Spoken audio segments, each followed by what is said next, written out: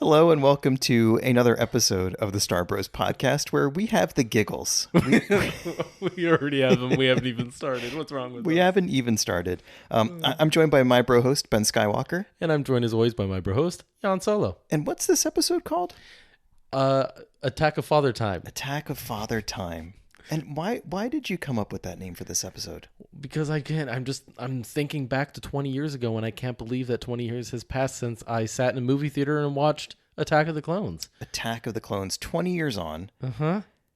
May 16th, 2002.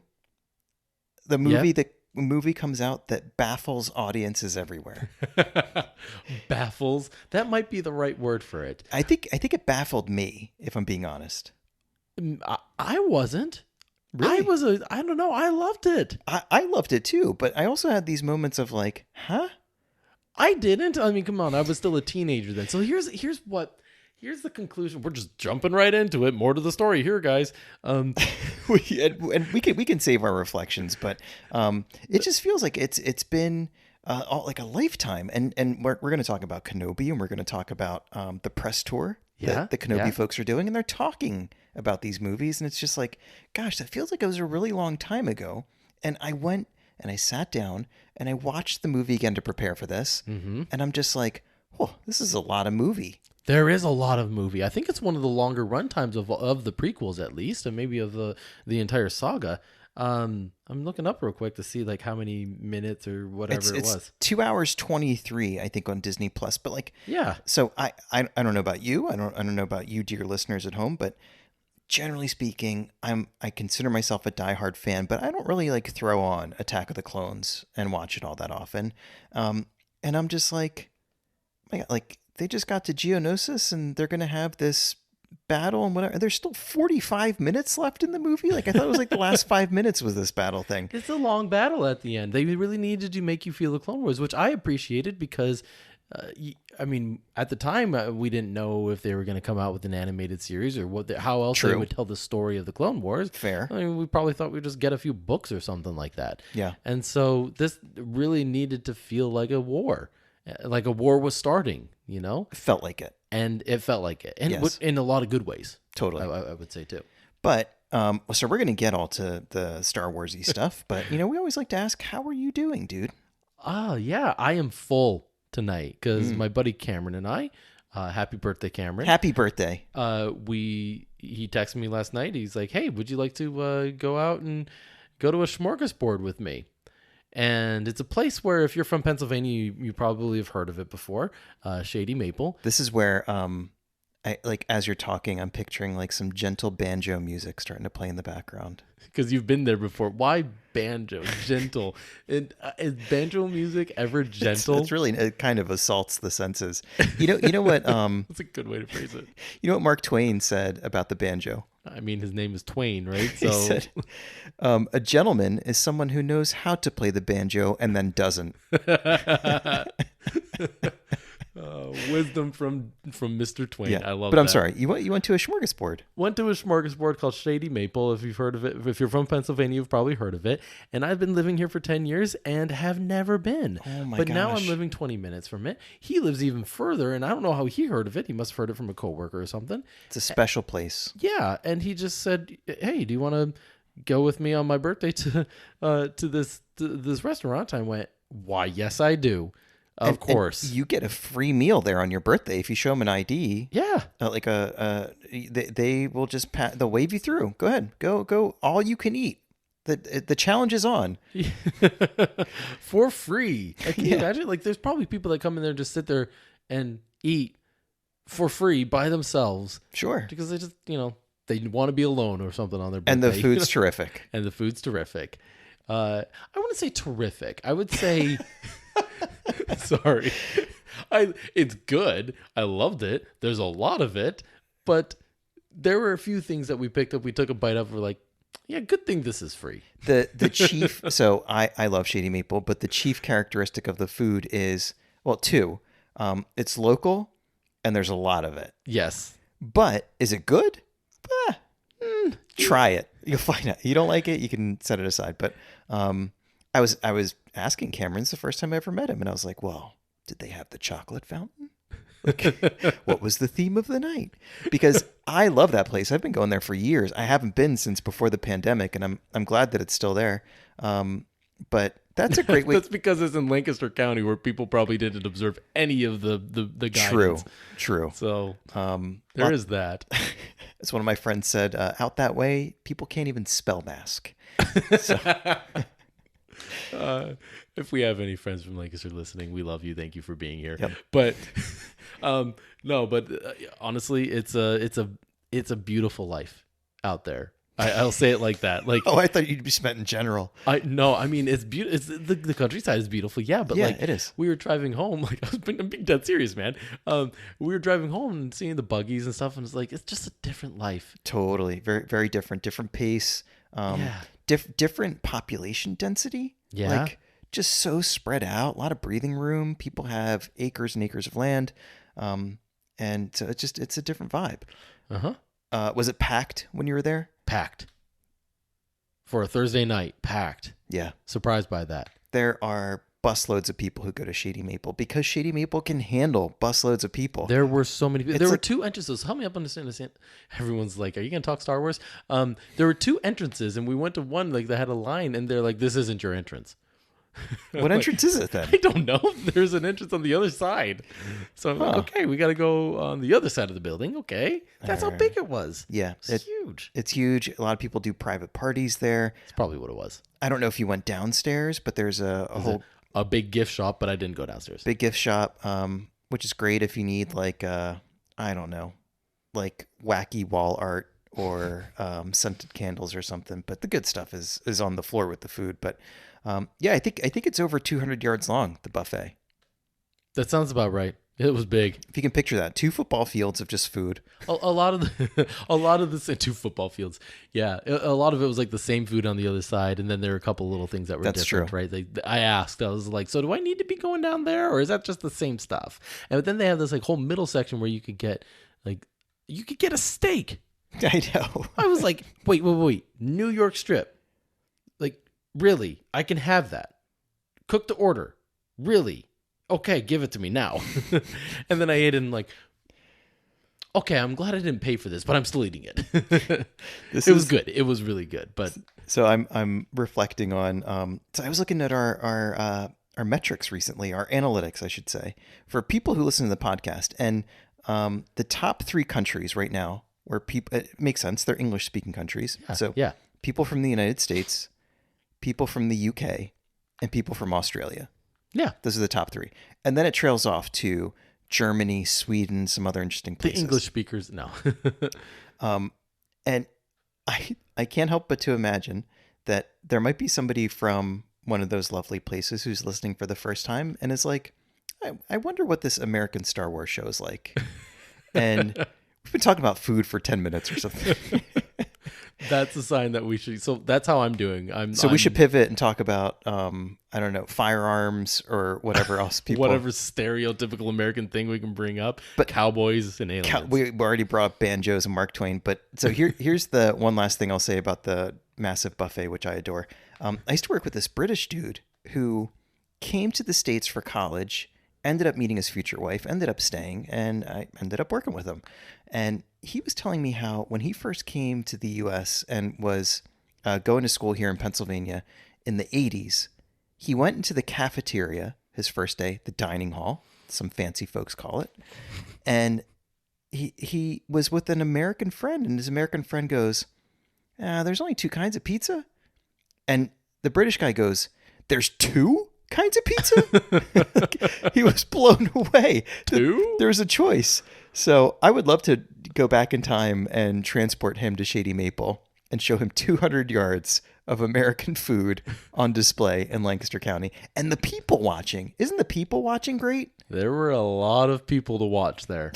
There were a lot of people. It's a very polite way to put it. One of them one was like this old couple that wasn't saying a word to each other and was like cleaning every inch of their plate off.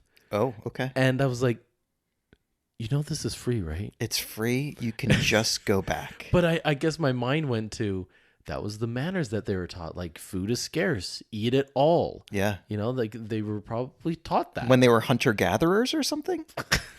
I mean, we're not talking about millennia ago, but yeah, like it was just a different, I just noticed that. And then I also was like, say something, please, just anything. Oh Anything, my like, go gosh. get the bill. Wait, this isn't the bill you already paid. Anyway, let's talk Star Wars. Let's talk Star Wars. What's our... It's officially 10 minutes in. Oh my gosh. Okay. Well, this episode brought to you by Shady Maple. Not really. Not but really. we're fans. We're fans. Hope they are too. Yep. Let's get into segment 1. What is that called? That's me. Don't say it. I was just kidding. News from across the galaxy. There you go. What do we got? What do we got in the news this week? We got a couple little points. Okay. Book of Boba Fett Yes. Heard of it? Gallery Heard it's good? came out. Yeah. I haven't been able to watch it yet. I have been so busy and watching Attack of the Clones and preparing for this, so I'm going to sit down very soon and watch that because I love all the behind the scenes stuff, and maybe we'll get so good. Star Wars according to Filoni again, like we did with the Mandalorian stuff. So I got to watch that. If you haven't watched that yet, go watch it. If you have already, tell us what you liked about it, and we'll try to cover it more in another episode or something. Yes. Yeah, that's out there on Disney Plus. I'm in the same boat. Haven't watched it yet. But I loved the gallery. Yeah. The Mandalorian. I was so into it. So I think I'm going to geek out about this too. Maybe this weekend. But yeah, let us know what you thought if you watched it. Kenobi, a Oh. trailer came to us on May the 4th. We hope you had a happy May the 4th. Oh yeah. We got a trailer. Another one. So good. We kind of expected it, right? Because it's May the 4th and something had to happen. I don't know. I was kind of expecting an Andor. I was expecting a trailer for something we had not yet seen. Yeah. Like an Andor, or maybe the some more about the Bad Batch season that's coming up, or something like that. But I'm happy with what we got. I'm really happy. Gosh, I'm so happy. So, what did we see in this trailer? What did you reflect on as you thought back on this trailer? I appreciated just how cinematic it was. It felt like it was big screen Star Wars in the small screen. A couple little things that I really liked. I loved watching Obi-Wan, kind of watching over the moisture farm, and seeing a young Anakin, or not a young, sorry, a young Luke who looks a lot like a young Anakin, is what I was trying to say. Kind of hanging out in the hut and having fun.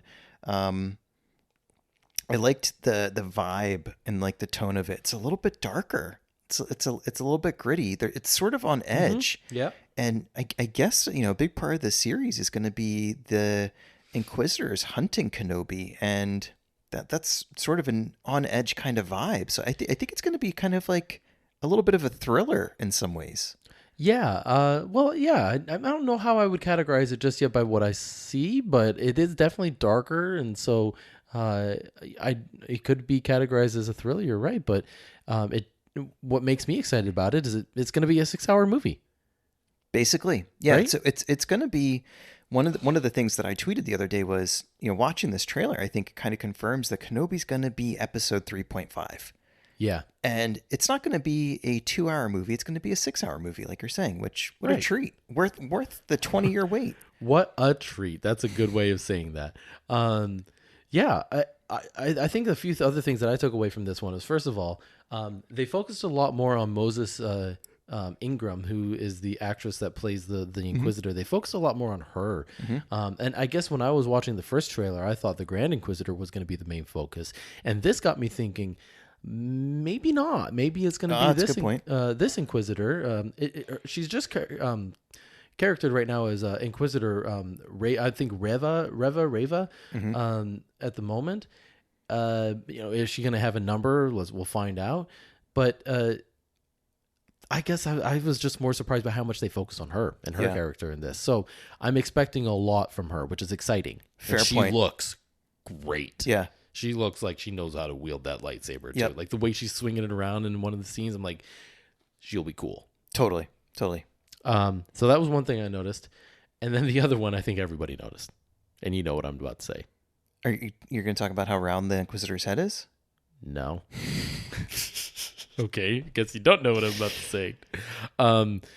Owen is that killer burn. That killer burn, like you trained his father. Like that stung. Yep. somebody online said that Owen burned Kenobi worse than Kenobi burned Anakin. Yes, you sent me that one. Ouch. Very painful. Yep. And it was really interesting because when I watch New Hope, I think, what's the beef? Why is he so upset about Kenobi? Like, what did he ever do? He gave him Luke. Like, he brought Luke to him to raise him. It's like, is he like upset that he has to raise a child now? Like, what is he thinking? This makes sense to me. Like, no, he's taking his fathering duty very seriously. Yeah. And he's trying to protect Luke. And he knows what happened. He knows. Mm. And I don't know how he found out. Yep. Fair. Right. But he found out. And maybe the way he found out wasn't good. Like, you hid that from me? You didn't say what happened to his father? I'm imagining it was pretty early on. Yeah. But yeah, maybe we'll get some more answers to that. But now it all makes sense. Totally. So I love how they connected it back to New Hope in that way. Yep. And I love the teaser at the end of hearing Darth Vader's breathing apparatus. Yeah. So seeing like parts of the suit come together, and then seeing Kenobi's reaction to the sound, like just really, we were talking a little bit before the mics turned on about great trailers. This is a really solid trailer. Really well done. Super solid one. I thought the last one was, honestly, I think the last one is just as good still too. But it kind of tells you a little bit different story by it. This one had a lot more Kenobi. Right, the last one I don't feel like focused enough on Kenobi. This one got there. Yeah. So obviously it's his story, so we're gonna get a ton of him. Yeah. And it shows like the choreography looks great. That's the other thing. Like everything that they showed, the choreography looked great, and it looks like Ewan McGregor is fine. Yeah. Like he's able to hold his own. He's like what, like 55 now? Is he that old? I don't know. He's getting up there. He's looking great. I think they all look good, and maybe that's a good segue to talking about the press tour that they're doing now. Talk about it. There's a lot of good videos about of them in different stops around the world. I think they were in London today or yesterday. It looked like, and they're reflecting on the show and putting the show together, but also reflecting on these movies 20-ish years later. 51. He's 51. He's 51. Wow. Yeah. Looks great. Looks like $1 million. Mm-hmm. Just had a child too. Oh, really? Yeah. Wow. Anyway, keep going. So he's going to be like the 70-year-old dad at the high school graduation. Probably. Yeah. Okay. I wish him well. But so they're out in this press tour, and they're talking about their reflections of the prequel trilogy, 20-ish years on, and being, I think, pretty candid and honest about what the experience was like for audiences and especially critics to not receive the movies in the ways that they expected.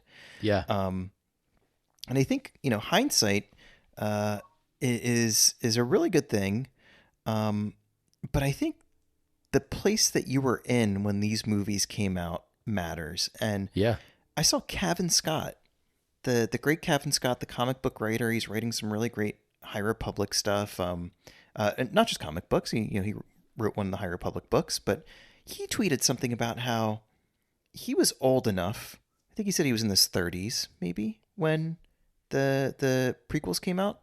And so he had this vision in his mind of what Star Wars is supposed to be. And it is supposed to be, in his mind, the original trilogy.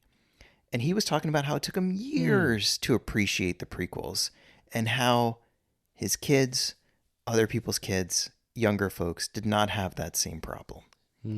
And I think there's videos of Ewan McGregor especially kind of talking about that and the experience, but also like really, really giving credit to George Lucas for all the great stuff in these movies. Yeah. I get the sense, love these movies and respect them.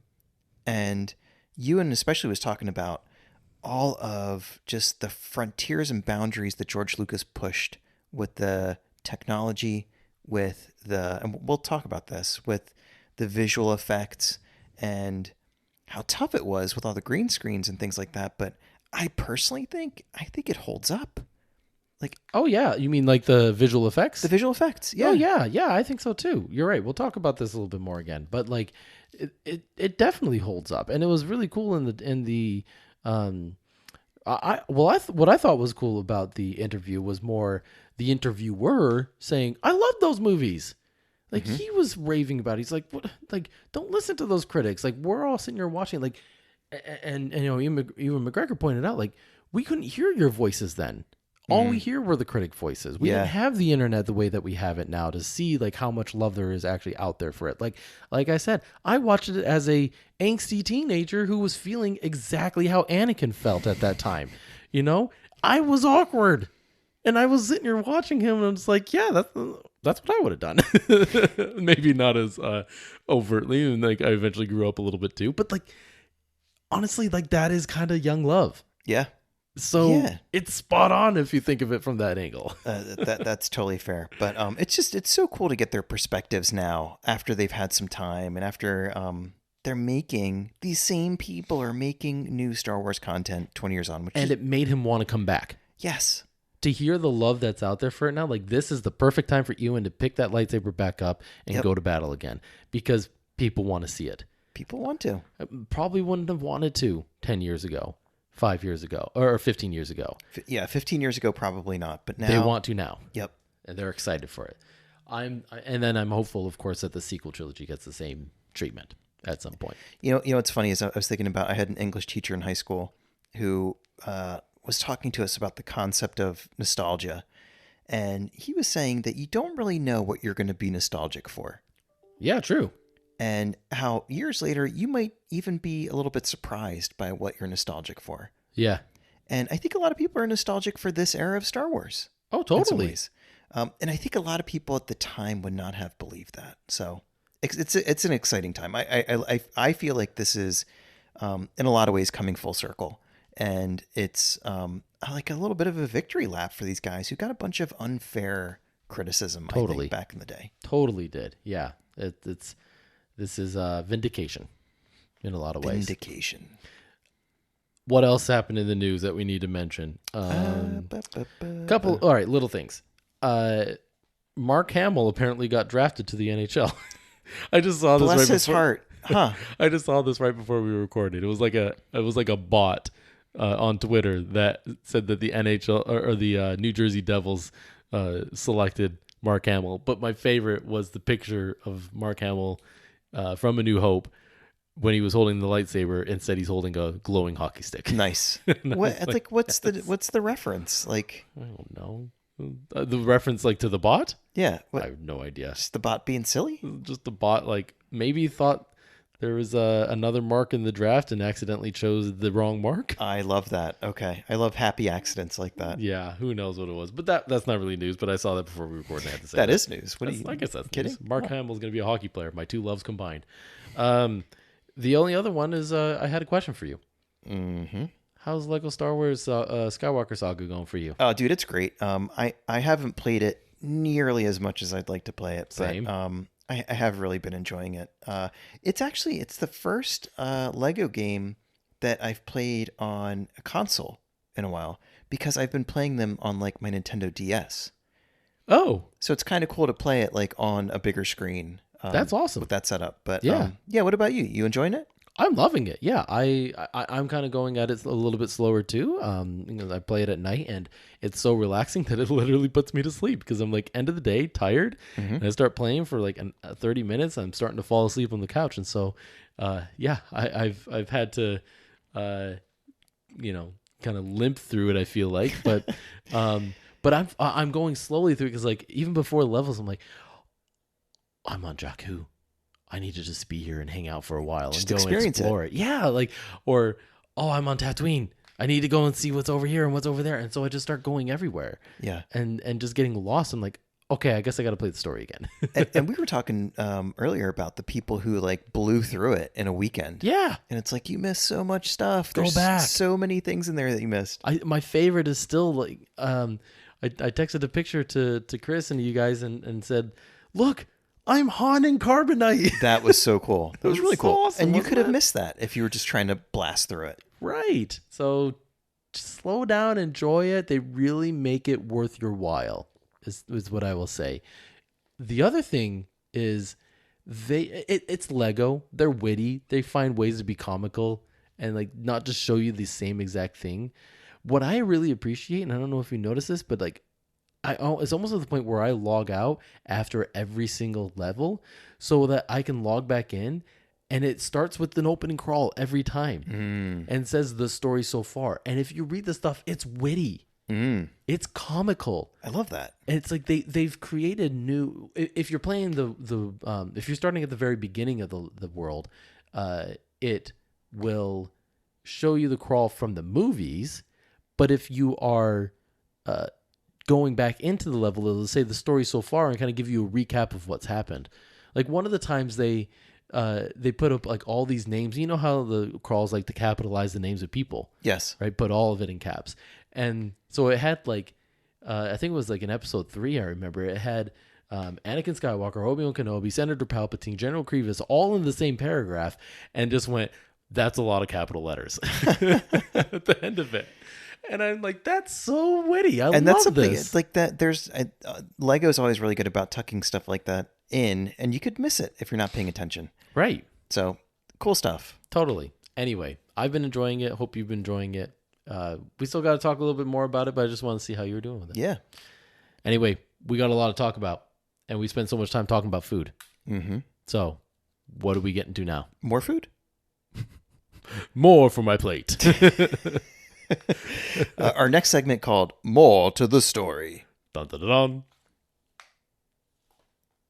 All right, so as we've discussed, it's the 20-year anniversary of Attack of the Clones. Who talks first? You talk first. I talk first.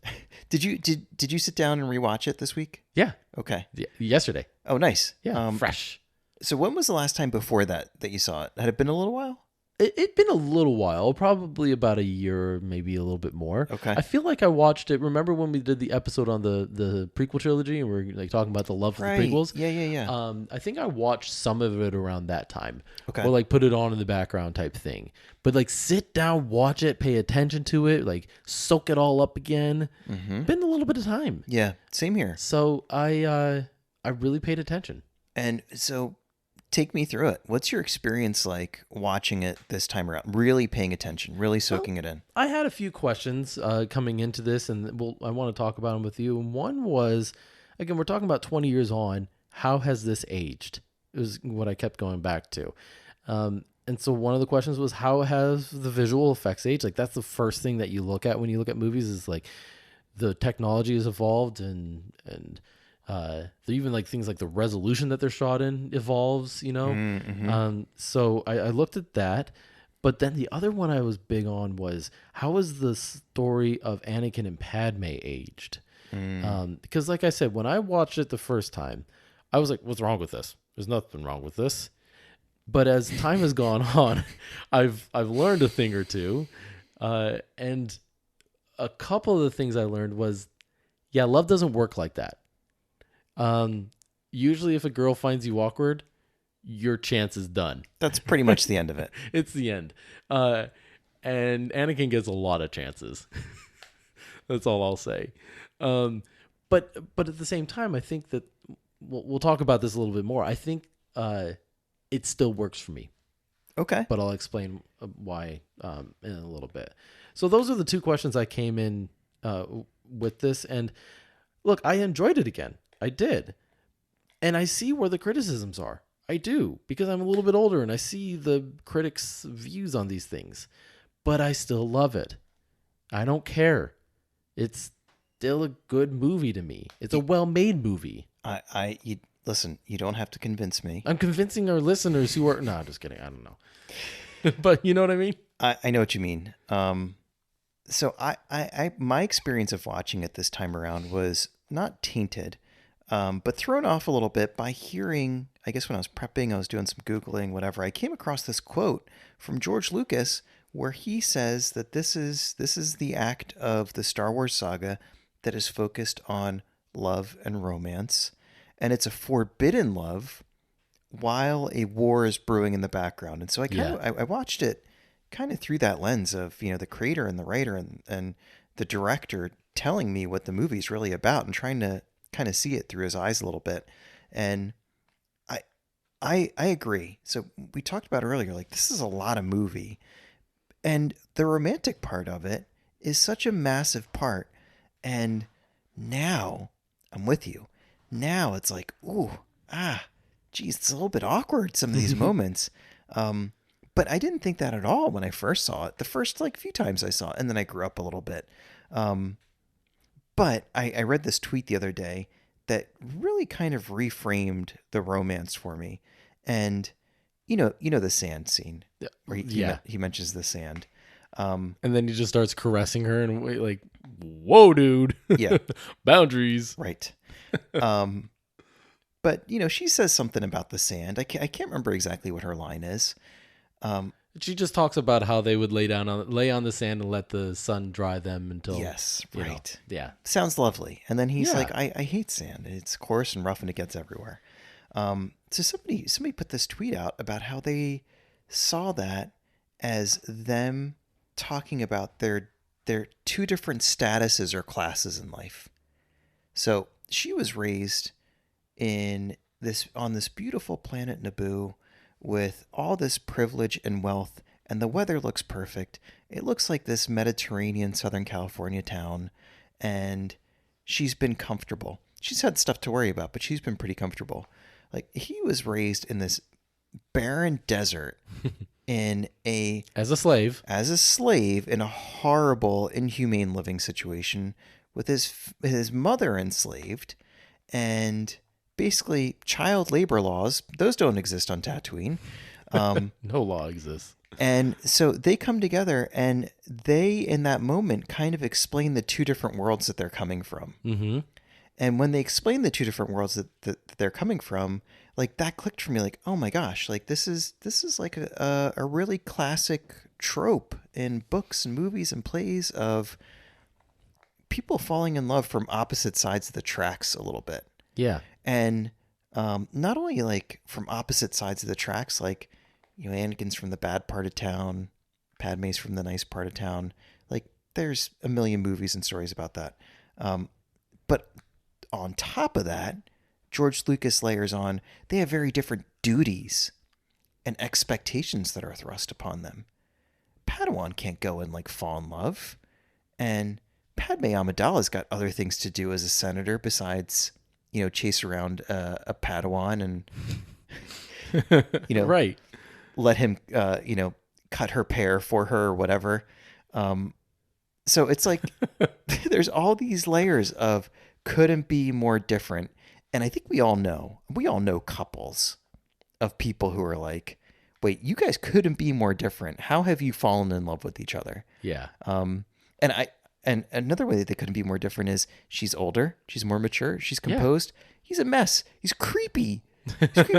This scene that we have on right now, while she's packing her suitcase, she's like, "Stop looking at me like that." Yeah, and he's like complaining. He's like, "It's not fair." Yeah. I'm like, he's being a child in front of you. He's being a total child. He's staring at her weird. Like, yes. So a lot of people look at this and say, "Okay, you know what? I can see why Anakin liked her. Like, she's got her stuff together and stuff like that. But why did Padme like him? What was it she saw in him?" And I hope that this example works. And it's terrible. Oh, I'm like, I'm gonna buckle up here. It's like embarrassing, and I'm not going to give too much detail. But like, my wife tells me all the time when I tell her stories of like before I found her, like I dated some quote unquote winners, and this might be the second time tonight you've heard that comment, or like the millionth time you've heard it in knowing me. And one of those winners was basically like I hadn't like dated anyone in years, and I was kind of at the point where I was like, I guess I have no other options. And that's literally what I told myself. And then I later on realized, oh wait, I do. Wait, when was this? In college? Before I was like 21. Okay. And like I was in a circumstance where I was like, yeah, I literally wouldn't date them. And the situation was just right for us to like, I guess, start dating. But then I went, oh wait, yeah, I actually don't like this person a few months later.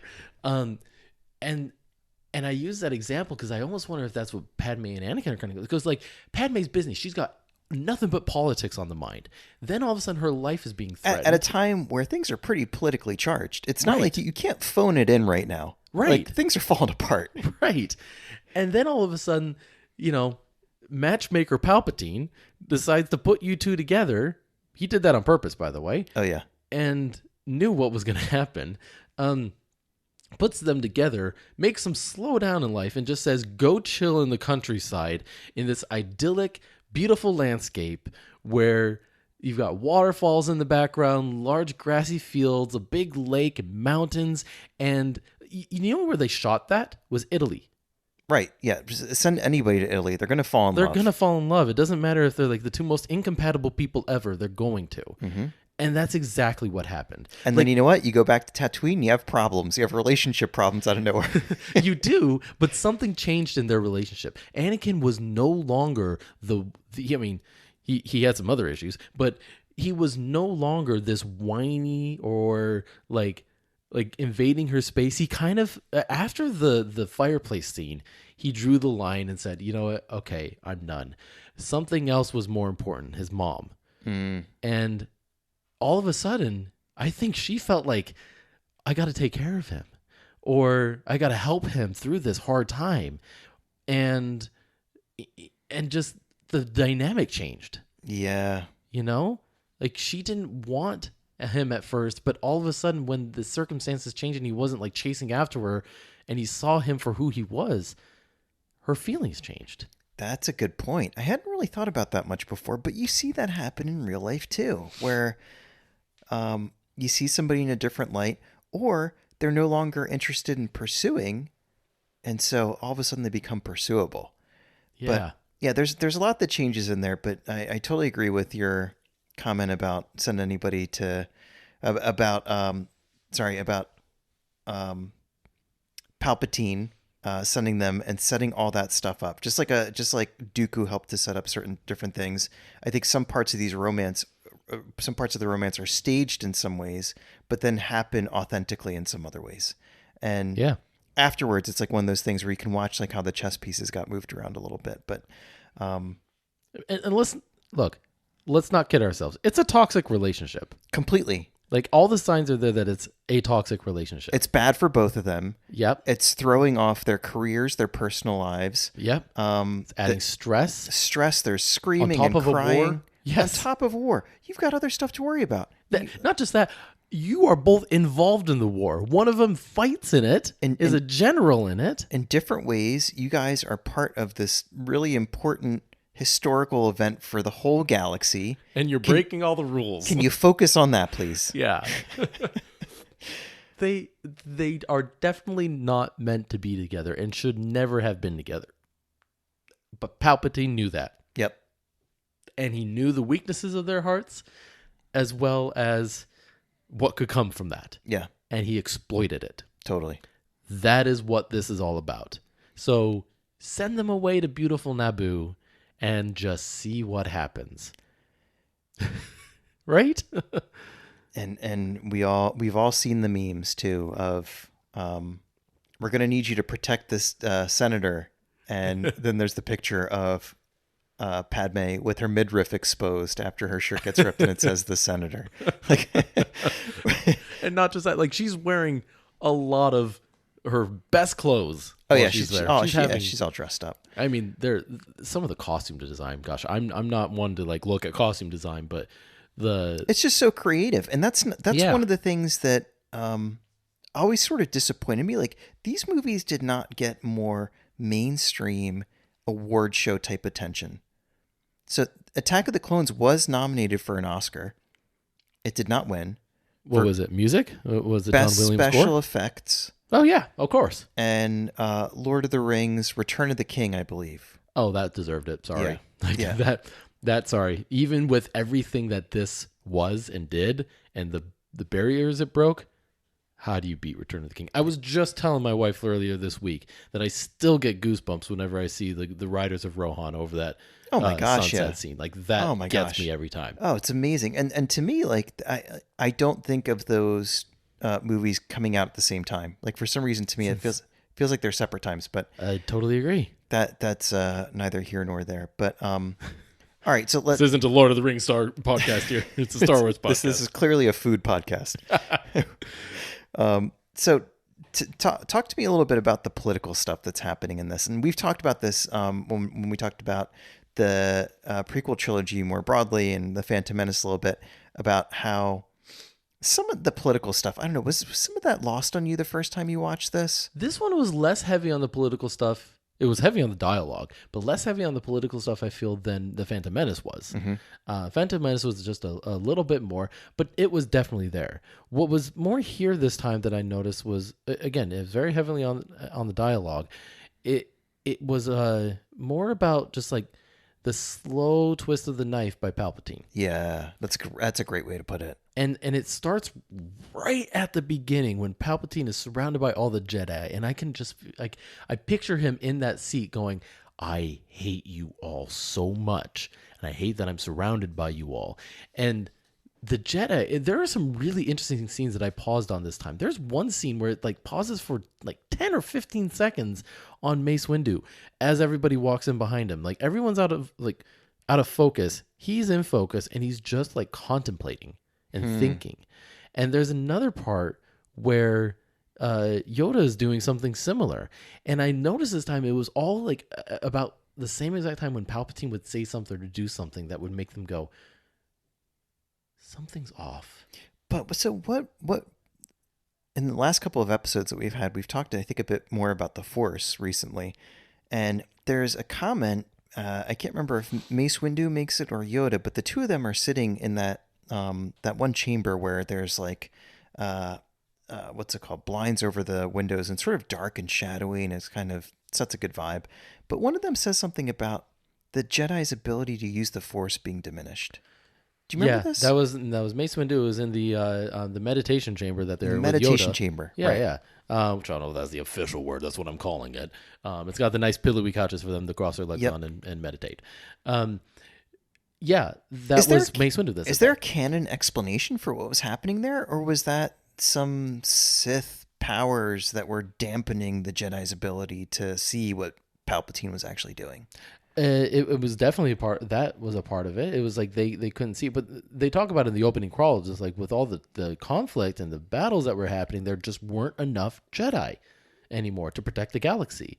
And Mace Windu says, like, we're not warriors, we're protectors of the peace. Like, that's what we're meant to be.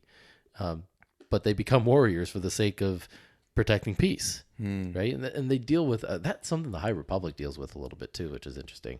But yeah, I guess what I just felt like was like you definitely saw that shroud of the dark side hovering over everything really thickly, and that was a good example of it. But the part in the scene that I picked up on was, remember when Palpatine like finished Padme's sentence?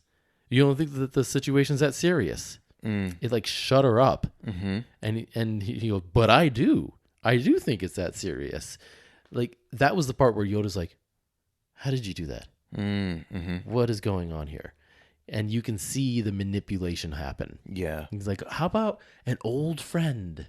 And so that's what I picked up on this time. Yeah. Was just how much he was puppeteering everything. Totally. And I think he knew what strings to pull for who.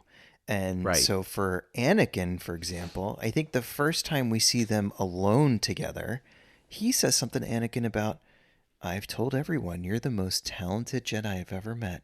Oh, yeah. Playing into Anakin's budding ego. Maybe not budding. I mean, it seems to be kind of spilling over in some spots. He thinks he knows better than everybody else, and Obi-Wan's holding him back. He's ready for the trials, whatever. And here's Palpatine telling him, yeah, you're the most amazing Jedi I've ever met in my whole life. Finally giving you an assignment. Yes, and you can see Anakin's ego ballooning and just taking all that in. So, yes, sorry, finish your thought. No, I was going to say, like, I think that's how he gets him. I think that's how he starts to pull Anakin's strings and starts to get his attention, because he's feeding all these negative things with it that he is too immature to be able to control yet.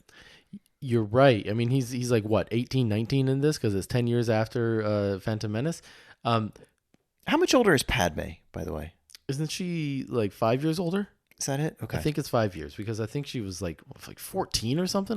We got to double check that. But yeah, I think that was her supposed age. Yeah, I think in real life, I think she was like 19 yeah, or something. She was a little bit older than that, because you couldn't have a 14-year-old act that well, or lead a whole planet. Right. But Crazier things have happened in Crazier history. things. I love the idea though of it, and like the idea that they're kind of more pure and they're kind of like they can handle it. Yeah. So I kind of like the idea of that, but not in real life. No, but what I was noticing here was Obi-Wan and Palpatine, and how the juxtaposition of their two ways of mentoring Anakin. Anakin is stuck in the middle here, where he's got Palpatine who's talking him up, who's buttering him up, who's making him feel good at a time where he is just not feeling confident or like feeling frustrated. That's a good point. He's very vulnerable. Very vulnerable. And you have Obi-Wan who's really tough on him. Really tough in moments. Like you can tell he cares a lot, but he's also extremely tough on him. And critical of him all the time. Like, remember the part where they hadn't seen each other in days, and they're about to get executed, and he's like, "We came to save you." He was like, "Good job." Like, and I do think so. You hear Anakin saying, Obi-Wan's like my father in some ways. Like, I do think he really respects him and really does look and wants his approval, I should say. But maybe he's at a point where he wants everybody's approval and wants to hear from everybody how great he is. But I'm thinking like those things probably sting a little bit if you're Anakin. Yeah, and everything remember at the end of the chase scene, like Anakin did a ton of great things, and they're about to run into that bar, and Obi-Wan's just the Outlander bar. Yeah, you lost your lightsaber, right? Like you were late, like to find me. I was falling to my death. He just starts like this whole entire chase scene. He's just like he's critiquing everything he does, and he's so frustrated with him, and so like. And Anakin's just like, oh, what do I got to do? Like, I know I need to improve and stuff like that. And then you have that line of like, I feel like you're going to be the death of me. You're like, yeah, you will be. So, but yeah, which one are you going to like more? Palpatine or Obi-Wan in that moment? Yeah, totally. And Palpatine knows what he's doing, but it's a switch and bait. Obi-Wan is actually coming from a place of love after all, even how critical he is. And Palpatine's the one that's going to destroy you in the end. Yeah. And everything you love. Yep. And do it for selfish reasons and yep. And while Obi-Wan is being completely selfless in what he's doing oftentimes. Yeah. Where else should we go in this movie? Well, there's a ton more to talk about. There's some classic George Lucas stuff. There's George Lucas loves a chase scene. Yeah. There's some amazing chase scenes. Well, let me get to that question then. How have the visual effects done? Dude, I think it holds up. Yeah, I think they did some novel things. I think over the course of the prequel trilogy, there's some really interesting stuff that holds up. Like we were talking, I think, before about Phantom Menace and all the miniatures that they used. They used a bunch of miniatures in this too. For like this. Dex's Diner, like all this stuff was built on set by human hands that put in all these wonderful little details and stuff. So all that type of technology though has been around for as long as movie making's been around. I think where they really kind of pushed the limits of things is I was reading that George Lucas worked on the draft of this script for a while and then hired a guy named Jonathan Hales, who's a TV writer, who is the co-writer of Attack of the Clones. He was a TV writer that they'd worked together before, and he hired him to help with the script.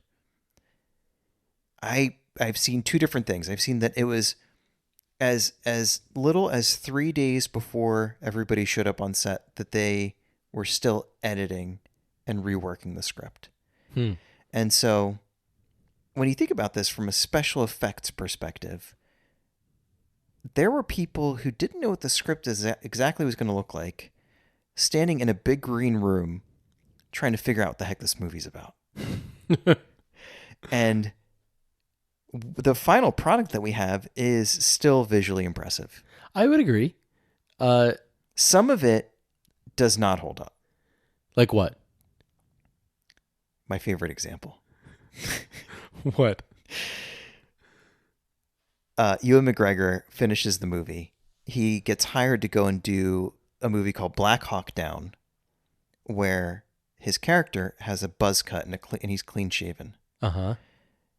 something happens. He gets a call from George Lucas and says, we have to reshoot some stuff. You got to come back. Okay. Goes back. Now, ever since that was pointed out to me, there are clearly spots after the Outlander Club is one where they have what's her name, Zam Wessel. Yeah, the change. that's her name. Yeah, Changeling. They glued a fake beard to his face and put a wig on him. Oh, really? And since it's been pointed out to me, like I can't unsee it. Oh no, no! And is it just like in the bar scene? There's a few scenes, okay, where it's like, why is his hair so like sculpted like that? Like it seems like his hair is a hat.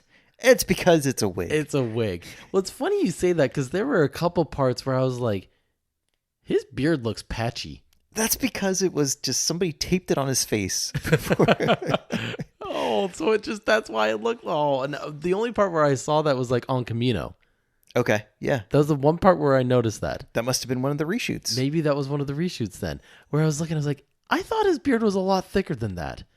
Like, Ewan McGregor is kind of like this perfectly chiseled face, like, never ages, perfect beard, like, everything, like, that doesn't look like that. Nope. In real life. Really? So there's some little stuff like that I think is a little bit clunky. But some of the other things, like one of the things I read today was that they never made not one piece of clone trooper armor. For the whole entire movie? The whole movie. Every single one that you see is CGI. Yeah, I was noticing that this time around, I'm like, none of these are real. None of them. They're all CGI. Okay. That's impressive, right? It's impressive, but also a little disappointing. Like I love the practical effects of Star Wars, I do too. I'm with you. I love practical effects, Jabba, things like that. Yes. So it's disappointing that all of them would be instead of just a few of them. Yep. But I also understand, like, you have to show an army. Right. Right. What are you going to get? The 1,000 people from the 501st to show up and learn to march together. I mean, this was the year that Return of the King came out, and that's pretty much what they did with that movie. That's true. They got a lot of people on horses, but no, I would say the visual effects hold up for the most part for me. What I'm just really curious to hear what maybe doesn't work as well. One of them was like, I love the waterfall. We're on this scene right now. The waterfalls in the background of that scene where like they're on the like the prairie. And I was like, yeah, that is not how that looks. Like, there's nowhere in real life that looks like that. Really? That looks too perfect. That, and it doesn't sound like that. I've been to some waterfalls in my life. So a few years ago, we went to Iceland. We saw like a waterfall that was like, a quarter the size of what's on there. And you're just like, what? I can't hear you. Right? It's just like a massive thunderstorm blowing through or something. But don't get me wrong, I think it looks great. But that was one moment where I was like, that's like Niagara Falls in the middle of Nebraska right there. What is happening? They're just frolicking. I'm being very critical for no reason because I also love it too. So totally fine. But it's aged, but it doesn't look bad. No. I couldn't look at any moment and say... Does it look to you like it is from this time period? Does it look like a 2002 movie? Yes. Okay. It definitely looks like that. But because of how far we've gotten, it still looks fine. Like maybe another 20 years it won't. But there was one thought I had in watching this. I was like, oh man, George needs to go in here and add some more for the 2020s. Like make it like kind of like he did with the original trilogy. Oh, can you imagine if he did that now? You got to go do the next edit of this. No, you know what he wouldn't do? He wouldn't mess with Ewan McGregor's fake beard. He would just be like, leave it. Just leave it. It is what it is now. But no, I loved it. I still think it looks great. And some things look still just as good as they did the first day. The battle in the dust storm, I still love on Geonosis when when the big starship kind of falls down and hits the ground, the dust goes everywhere, and they start fighting in the middle of this dust storm. The blue and the red going back and forth, like, just looks amazing. That's one. Second, Yoda. Oh my gosh, you're right. Yoda looks good. And remember, this was the first time where they did CGI Yoda. Right. And he looks good for the most part. Looks good. But he still looks amazing when he pulls out that lightsaber. Yeah. And I remember that was the thing when I watched that in theaters. I was like, is this about to happen? Is Yoda about to fight? No. Like, I was freaking out. Like, it was so cool to me. Super cool. His face animation though throws me off. It's a bit off.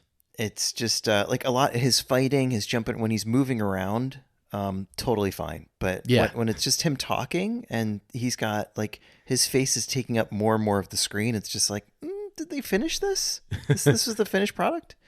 It looks fine, but it's just a tiny bit. It's fine. But when he's jumping around, he looks amazing still. Yeah. And I was so excited to be like, the guy doesn't just have great lines and wisdom and limp around everywhere. He can still use his lightsaber. That was a cool revelation. So to me, everything is made in that. This movie is made in that moment. It was such a cool reveal, and the music like makes it even more cool. So music's phenomenal, but that's a given with any one of these, and that's one of the things that people don't debate. Oh right, like it's George. No, it's not George. It's John Williams. Like, who's George Williams? George Williams. It's John Williams' kid. He was like, you know what? You give me so much success. I'm going to name one of my kids after you. And here's one of your a kidney if you need it too. Where's this rank for you overall, by the way? Well, I did my rankings for that for that one May the 4th clip that I submitted. Oh, I can't remember. I think I had it 10th. 10th. And what are there's? Let's see, because I included Rogue One and Solo in there. Yeah, so I think I put this either last or 10th. Okay. So, but I hate ranks. I do too, because rank doesn't mean I don't like it. It's just relative, right? It Right. doesn't. It's not how I absolutely feel about it. Yeah, this one, if I were to rank, it's funny because we're spending a whole episode talking about it. I think I would agree. I think it's probably in the bottom 2 or 3. Maybe depending on my mood that day, it might be at the bottom. I mean, we've got it's at the bottom for me. Sorry. Okay. I just looked again. We've got it on right now, and the floating pear scene just happened. And it's just like, I don't. When I think about Star Wars, I don't necessarily think about that. Like that. I'm okay with the floating pear scene. It's fine. I'm okay with it, man. It's cool. He's just showing off. He's showing off. He's being a teenager. Yep. That's what you do. That is what you do. When you have a skateboard, you show off with it. Yep. Even if you really can't skateboard. You try to do tricks in front of girls if you can. You're like, look at me, Ollie. And you're getting 2 inches off the ground. Yep. It is pretty cool, though. I wish I could use the Force. But oh, I thought you meant skateboarding. Skateboarding's cool, too. I can't do that either. I might as well be using the Force. Yeah. But it does rank overall as one of the movies near the bottom. But that doesn't mean I don't like it. Doesn't mean I don't like it. And it doesn't mean that there aren't things about it that I actually love. Exactly. I love Camino. I think that's I think it's one of the coolest planets in the whole saga and the whole galaxy. Such a cool addition to the story. I love Obi-Wan in this movie, but I love him in every movie. I actually really like Anakin's arc. I do too. This is part of the arc, and I think sometimes people love like the setup or the payoff. Yeah, and then there's the in between bit where the story's complicated in some way, and people don't sometimes have patience for that, or they only kind of like it within the context of the story. But this is a standalone movie. Like a bunch of stuff I was reading was quick to remind people that this, like the other Star Wars movies, is meant to be enjoyed one way or the other. Yeah. You can just sit down and watch this. And George Lucas said that this was designed to be kind of a Saturday afternoon matinee that he would go see when he was a kid. Just adventure, action, a little bit of romance, more action. Like, that's what this movie is. And there's a ton packed into it. If you take it that way, it's pretty rewarding. It's pretty fun. Yeah.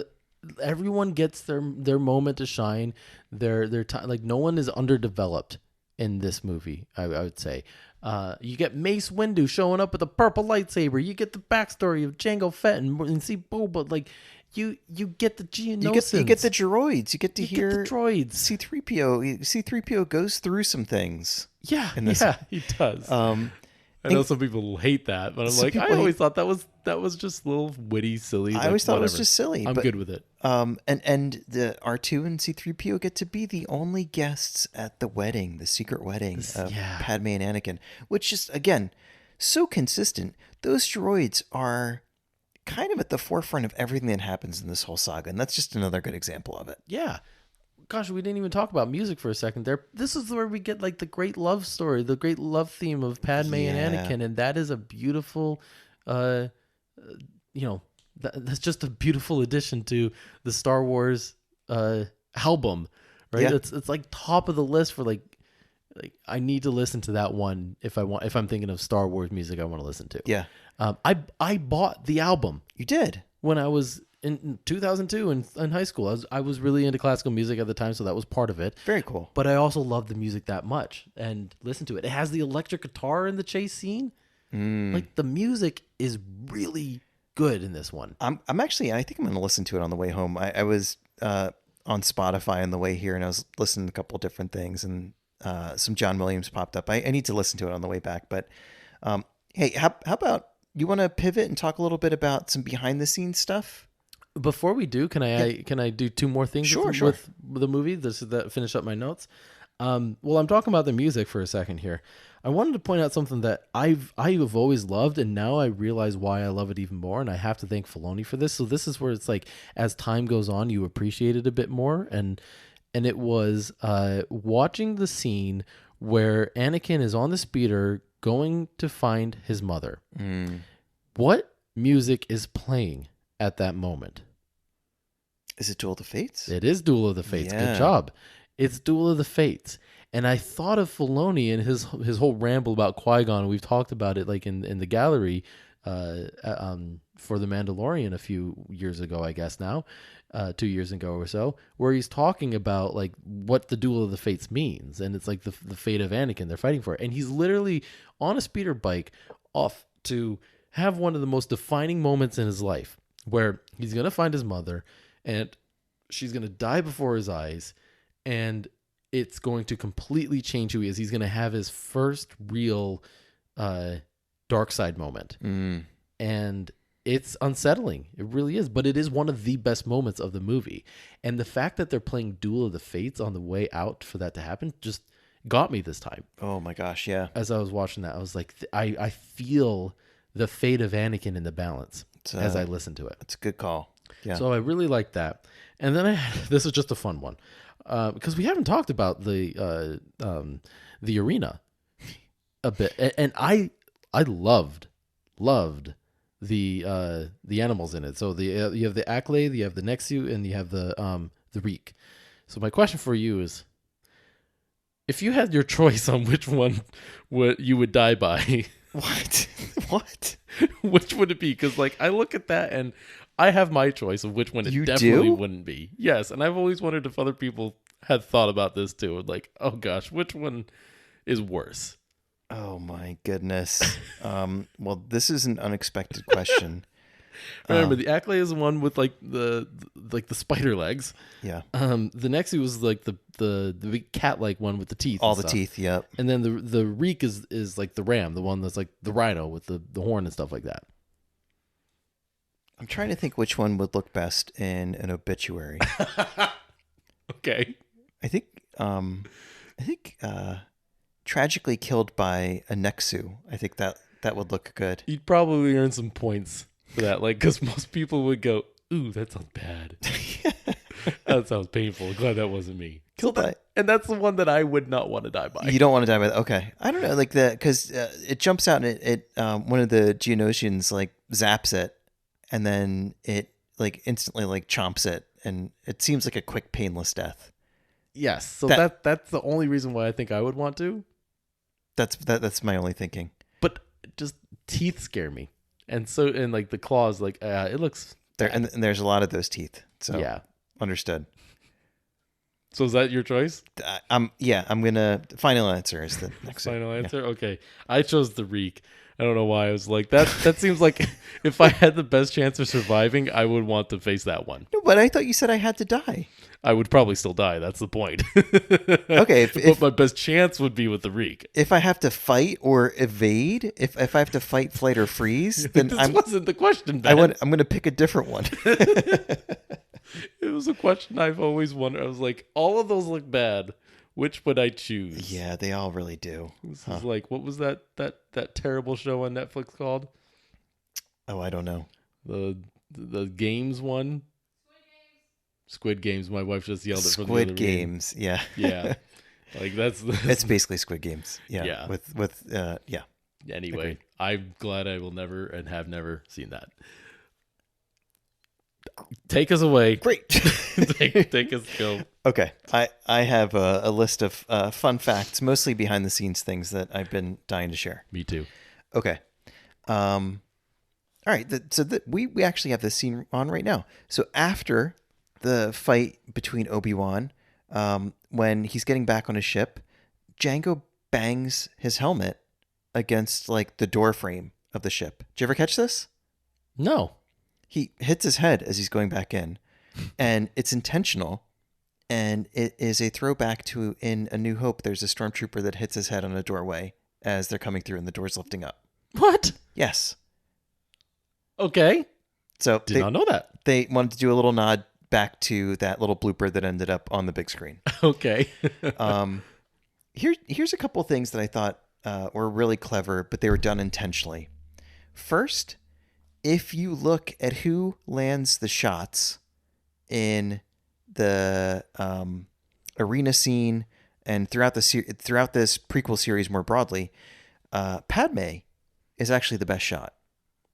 Oh, really? And if you look at the original trilogy, Leia's the best shot. Okay. And so they deliberately wanted to tie those together. And so Leia takes after Like Padme. mother, like daughter. Yep. Yeah. Yeah. Awesome. Here's one of my favorite ones that I never would have picked up on this. But, see, just banged his head. I have to go reverse it now so I can see it. Go ahead. There's a little subtle visual cue that they put in that separates the good guys from the bad guys. Okay. The Republic clones always move from right to left on the screen. Okay. The battle droids move from left to right. Oh, you've told me this one before. Keep going. That's it. Oh, is that it? That's it. I thought the whole thing was they moved from right to left until they became the bad guys, basically. That's a different movie. Yeah. Okay. Yeah. Okay. In this movie, they move right to left and left to right consistently. Okay. Gotcha. Interesting. Sort of a little bit of a bummer, this fact. Hayden Christensen is the only Jedi in the series who doesn't get to pick what his lightsaber looks like.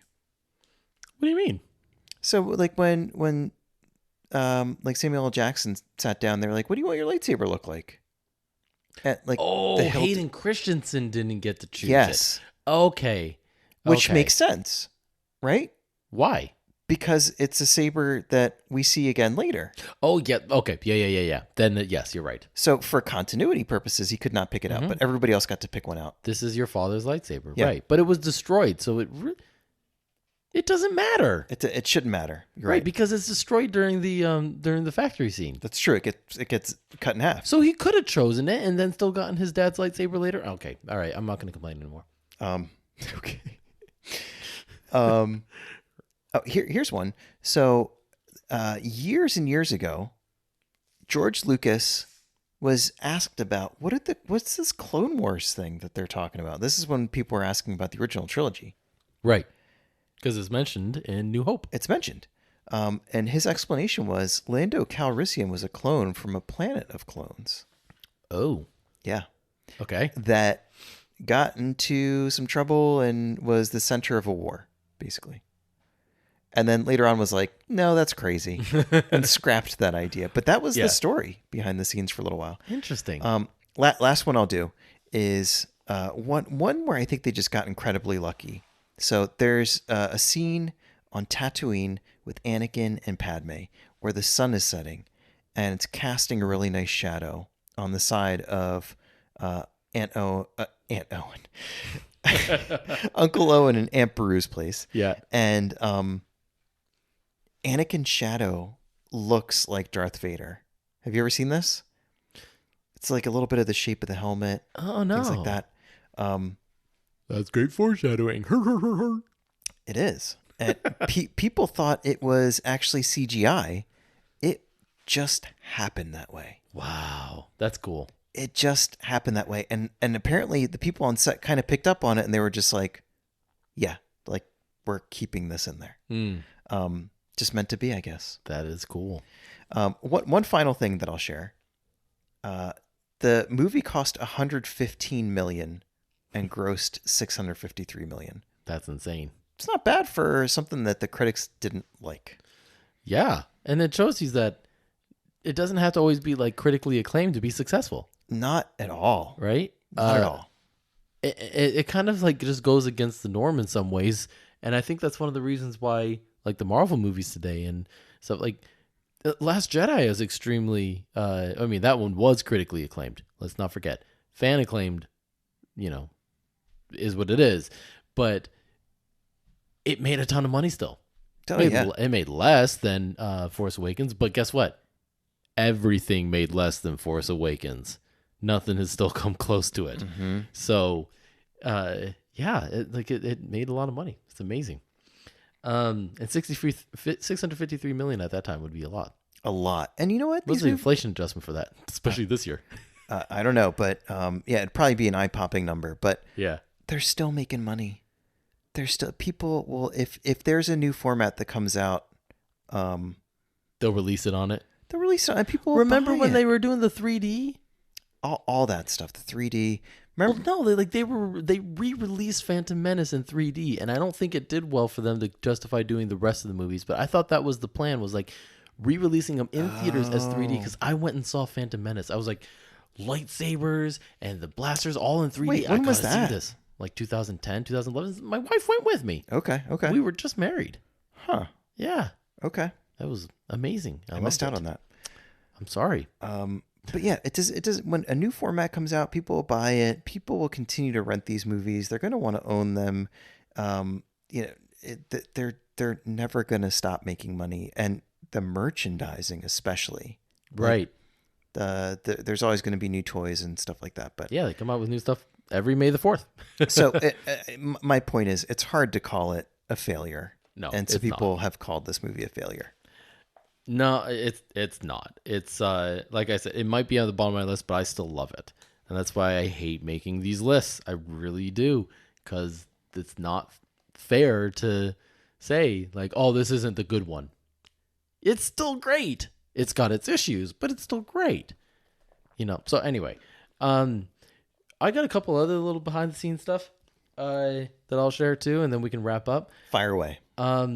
One of them that I thought was interesting was like Dex's Diner. So George Lucas like really wanted to have something in there that resembled the classic American diner, and used a lot of design pieces that were inspired by the diner, but just kind of added Star Wars flair to it. What did you think? Does it feel Star Warsy? It feels like a diner. It feels like a diner. It feels like an actual diner. But guess what? I'm totally fine with it, because I guess I was looking at it like a lot of things are kind of inspired by what we know today. Like there's one part in Rebels in season 1 we were talking about last week where one of my favorite parts was like when Kanan just whips out a Southern accent to like disguise himself. I'm like, that's what we do in America. Yeah, totally. And look, half of these things that are flying around basically look like cars. Like in the chase scene with Anakin and Obi-Wan when they're chasing Zam Wesell, it's just a convertible Corvette or something. Yeah. Like, it's inspired by modern designs and Yes. things that we see in our real world. And that was the point that I think was made, was like, it needs to feel original, like you've never seen it before, but familiar too. And I think the diner does that perfectly. Okay. Like I watched that and I'm like, I think of the diner where we sat and we were like, let's do a podcast. Like that's what I think of. Man, I love a diner. Right? I know, we all do. And so you watch it and you're like, that's cool. I like that. But I like that he was like specifically like wanted to have a diner in there. Do they have that, you think, in Galaxy's Edge? Is there like a Dex's Diner stand or something where you can get like an omelet? I haven't heard of one, They should do but that. they should do that. They should. Yeah, like Dex's Diner on Batu. Yeah. He's just franchised the thing. Yes. Yeah. I would love that. Yeah, that sounds like something he would do too.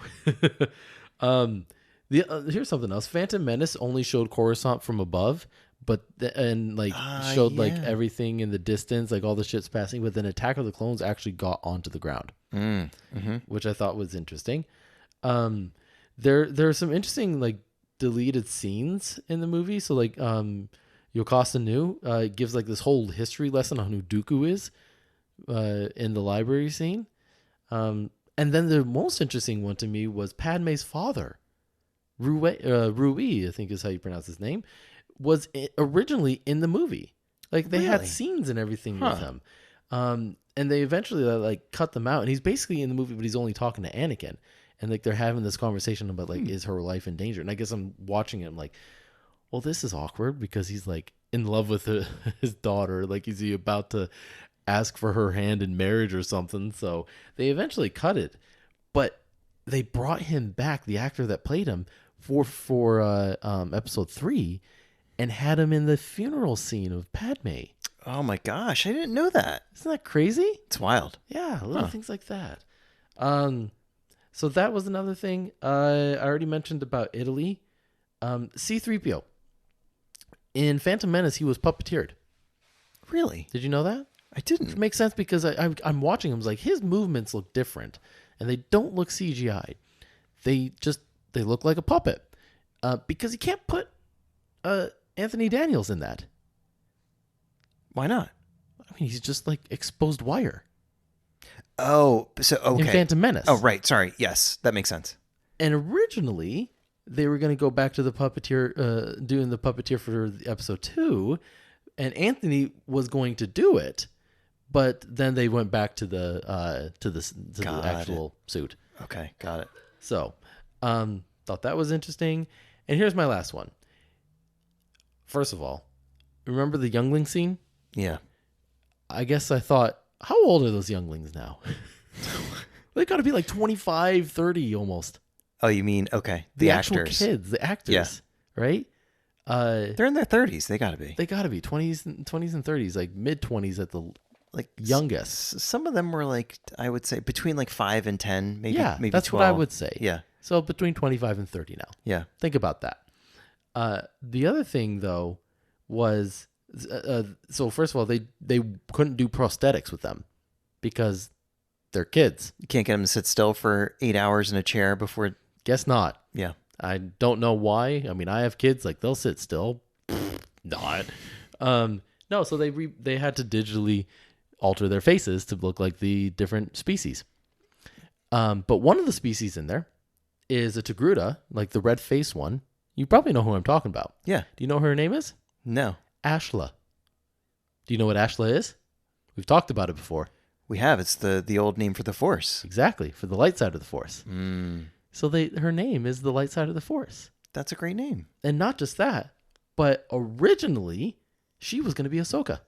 Oh, no way. Yeah. Huh. She was going to be Ahsoka, but then they realized she's too young to like immediately go from being a youngling in that scene to being Anakin's Padawan. Got it. A few months later.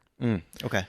So yeah, I thought that was interesting. So they kind of had a different Togruta that they created and named her Ahsoka. But, Cool. I think that's all I got for you Okay. from behind the scenes.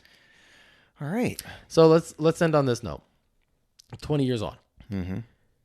Where is your mindset for this movie versus where it was? And I think we've kind of already talked about this a lot, but like versus where it was when it came out. I think I loved all these movies when they came out. I don't know if I appreciated a lot of different things about them the same way that I do now. And we've discussed before how as the years go by, you see different things in the characters and the way that things play out. And so I would just say my affection for it has grown. My respect for it has grown, and stuff like the Kenobi series about to come out, this gets me really excited for this part of the story again. Yeah. So I would say in my mind, time has been good to this. And I like it even more probably than I did when it first came out. It's funny you say time has been good to this, because for me it feels like it had a bit, I'm going to use a weird word for this, but a bit of a nadir. In other words, like, you're looking at me like, what the heck is that? Like, it started out on a high note for me, because when it came out, I was this unassuming child teenager who was like, this was a great movie. Did you see that? It was fantastic. I loved it. It was Star Wars, blah, blah, blah. And loved it. Mm-hmm. I didn't know what critics said. I don't go looking at that stuff. Who cares? Yeah. My friends liked it, and I liked it. And that was all that mattered to me. And the nadir is like, but then it goes into this dip. And everyone tells me all the things that were wrong with it. And starts critiquing it. And then I start seeing the issues with it. And I'm like, but stop. This is important to me in my childhood. Like, don't ruin this for me. And I had to like work it back up out of there. And so now my appreciation is better and bigger for it, because I'm finding other people who still appreciate it. And like, I'm able to actually appreciate it for what it is, despite what everyone's pointed out to me as its flaws. I'm like, okay, you know what? If you want to keep, harboring over that kind of stuff, that's yours. That's your call. Totally. But I'm moving on. So that's kind of where it's gone for me. It's like finally back to where it was for me when I originally watched it. And that's kind of what I was testing this watch through, was like, is it going to live up to what I remember 20 years ago? Very cool. Huh. And I think it does. Awesome.